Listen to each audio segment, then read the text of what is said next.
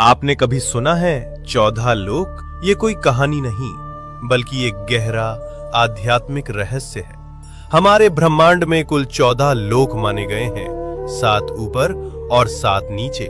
ऊपर के 7 लोक, इन लोकों में आत्मा ऊंचाई की ओर बढ़ती है, ज्ञान, शांति और मोक्ष की दिशा में। भूलोक, ये वो लोक है जहां हम सभी मनुष्य रहते हैं। इसे मृत्यु लोक भी कहा जाता है, क्योंकि यहाँ जन्म और मृत्यु का चक्र चलता रहता है।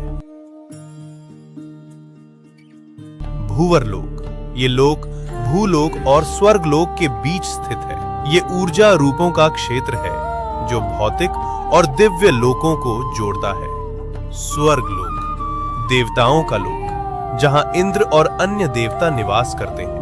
अच्छे कर्म करने वालों को मृत्यु के बाद इसी लोक में स्थान मिलता है, जहां सुख, संपत्ति और आनंद की अनुभूति होती है।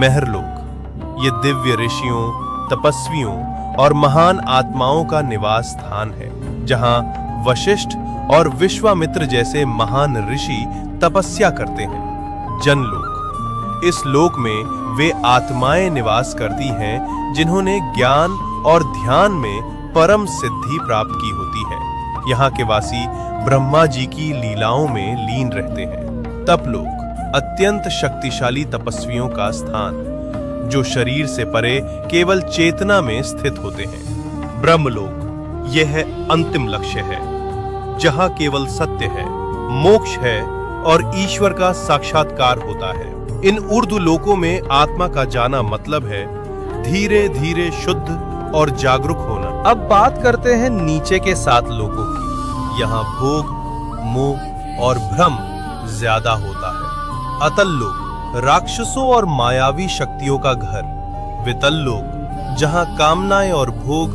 हावी रहते हैं। सुतल लोक, राजा बलि का लोक। वे दानवीर थे, लेकिन उनमें अहंकार भी था। रसातल लोक, जहाँ भ्रम, लालच और अज्ञान का घना अंधेरा है। तालातल लोक, छल, धोखा और झूठ से भरा हुआ लोक। महातल लोक, जहां अंधकार और अहंकार का बोलबाला है। पाताल लोक, सबसे नीचे का लोक, तामसिक ऊर्जा और इच्छाओं का केंद्र। लेकिन इन सब का मतलब सिर्फ बाहरी दुनिया नहीं है। ये 7 लोक हमारे भीतर की नकारात्मक सोच और कमजोरियों का प्रतीक हैं। तो जब हम सच्चाई, भक्ति और सेवा में लगते हैं, हम ऊपर के लोकों से जुड़ते हैं, और जब हम लालच, मोह और गुस्से में फंसते हैं, हम नीचे गिरते हैं। सोच बदलो, लोक बदल जाएगा।